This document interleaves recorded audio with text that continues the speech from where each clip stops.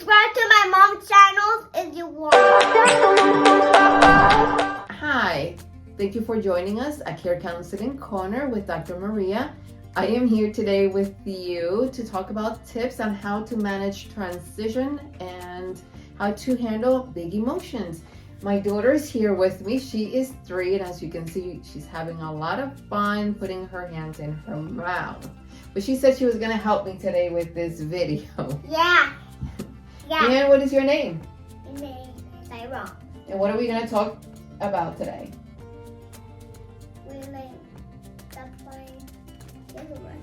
Something like that. Yeah. So one of the things that I do like to do with Iram is practicing emotions and how she can express herself better.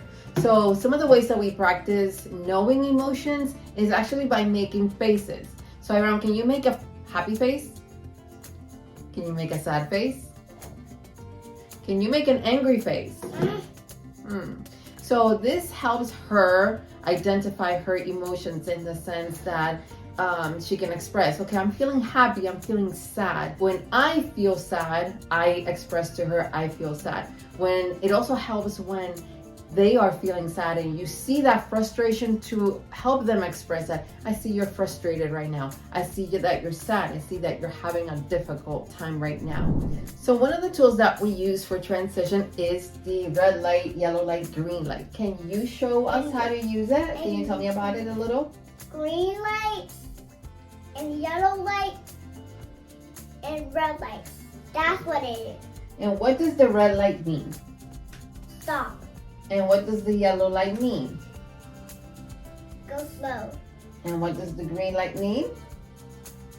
Go, go, go. Go, Run, go, run, go. run. When you use items that are external from you as opposed to you saying, okay, you need to stop, it kind of reduces that friction that creates between parents and children when the parent is constantly saying, you need to stop, and then the argument arises.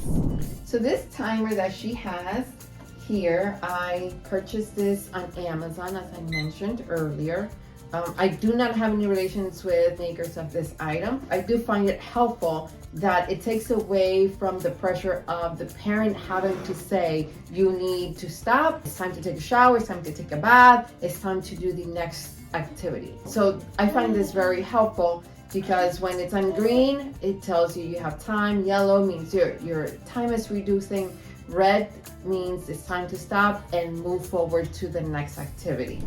Now, other things that we use when Iram is having big emotions, especially in the store when we're shopping, and Iram wants many things, I prep her prior to going into the store. You're only getting one item today. And sometimes this works. I would say maybe 99% of the time this works.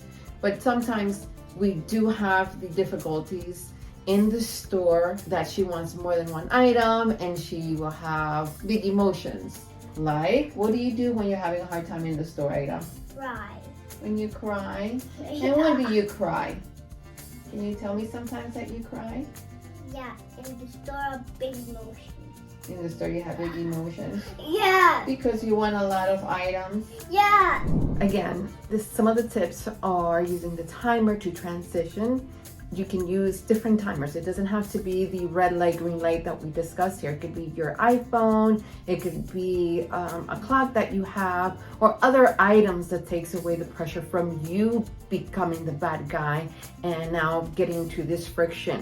Preparing your child when you are going shopping so that they don't have this meltdown, and if they happen to have the meltdown in the store, distraction. Starting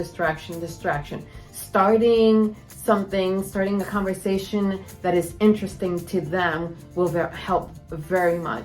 While they're in school, in the daycare, I have visited with many children in schools, and I see that distraction again is another good tool. Maybe having a space for them that they can go to when they're having these big emotions, and having that space that they can de-stress and feel safe. Sometimes it's very scary for children when their emotions just blow up. I had one time this experience with Iram, in which she was so upset when we went to the store and I didn't buy this item. She had such a big meltdown. I put her in the car. She did not want to get into the car seat. I drove away to drive away from the store, but I immediately parked, but we were away from the store. And she got so upset and screaming. And at one point or another, she was like, I'm so sorry, mommy. I'm so sorry, mommy. I'm scared. And she was scared because she didn't know how to stop. So this is the time that I gave her a hug. Okay, it's time to breathe. It's time to breathe. Let's count and use that distraction. When we see that the big emotions are escalating, this is when we have to kind of monitor and distract.